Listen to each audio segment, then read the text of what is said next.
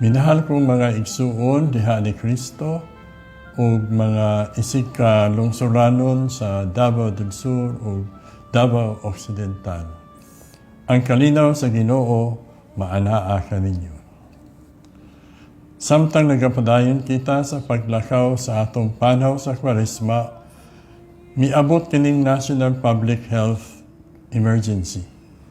Namulungtad og mga usa ka bulan sugod karong Domingo, Marso 15 hangtod sa Abril 14, 2020. Ani man gud kita sumala sa mga doktor, mga siyentipiko, taliwala sa dakong peligro sa pagdaghan o pagpaspas pa sa pagkailap sa COVID-19 virus. Dinhi sa atong mga tagsa-tagsa ka mga dapit. Ang atong kagamhanan, adunay mga gipahimangno kanato o mga gimando nga himuon o dili himuon nga mga butang.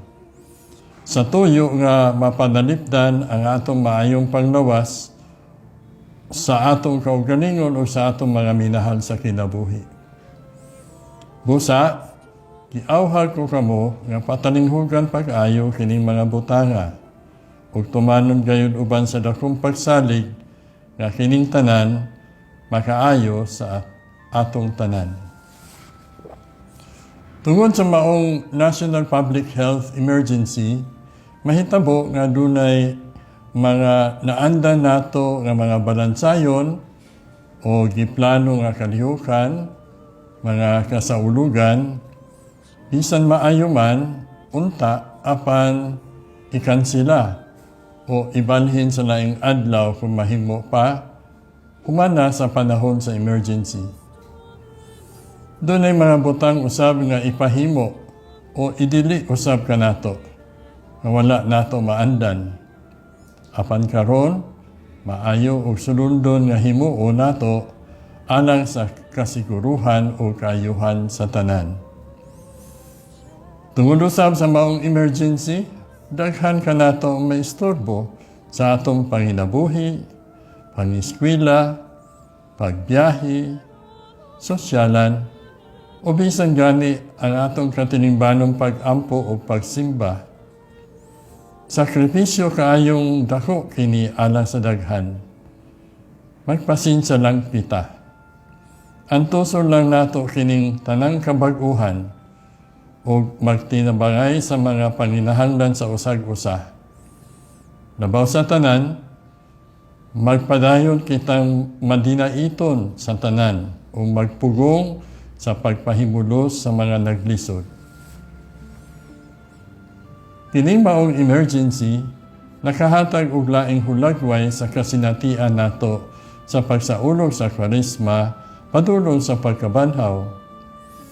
Gikan sa pagsakripisyo sa naandan nga pamuyo, mupadulong ngadto sa kadaugan sa kabag-uhan sa kinabuhi, luwas sa peligro sa sakit o kamatayon. Dinhi, mas masinati nato ang kalabigitan sa pagtuo sa Dios o sa inadlaw-adlaw nga panaw sa kinabuhi niining luhaan nga kalibutan. Pusa, isip mga sakop sa katilingbang matuohon sa Dios, padayon kita nga mosaksi o mosalig sa gahom sa pag-ampo. Matag adlaw panahon sa misa, ihapil ang orasyo imperata kontra sa COVID-19 virus. Sa matag panimalay, buhion ang hiniusang pag-ampo. Giawhag ko kamo ang magrosaryo matag adlaw o kaha mag-Divine Mercy Chaplet.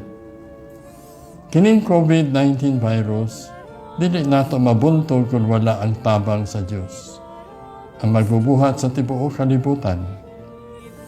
Uban sa iyang panabang, mapamubo pa nato kining panahon sa emergency ug makabalik dayon kita sa normal nga atong pamuyo. Kung mosimba ka mo o moapil sa mga kasaulugan karong panahona, ilabi na sa Semana Santa o laing kapistahan, tumano ninyong tanan ang mga pahimagno sa mga namunuan aron malikayan ang pagpanakod sa virus. Ang mga dunay sakit sa ubo, hilanat o lisod pagginhawa, bata man o tigulang, pagpuyo na lang kamo sa inyong lugar. Pagpatambal dayon o maminaw na lang sa radyo o mutanaw sa TV sa mga reliyosong kalihukan. Ang Kwaresma, panahon sa alay kapwa.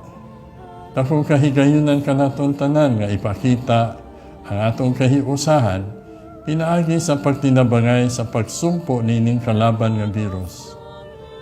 Ampingan o panalipdan ang atong mayong panglawas.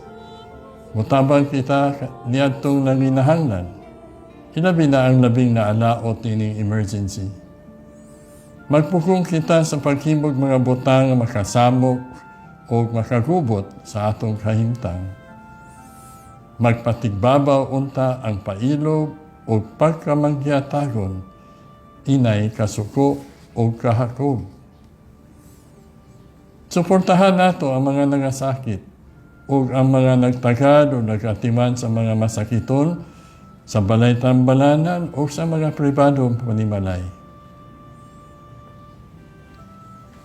Kaninyong mga kura-paroko, mga administrador, mga presidente o prinsipal sa mga tulunghaang katoliko, mga presidente sa lay organizations and movements, dinhi sa tibuok Diocese sa Digos.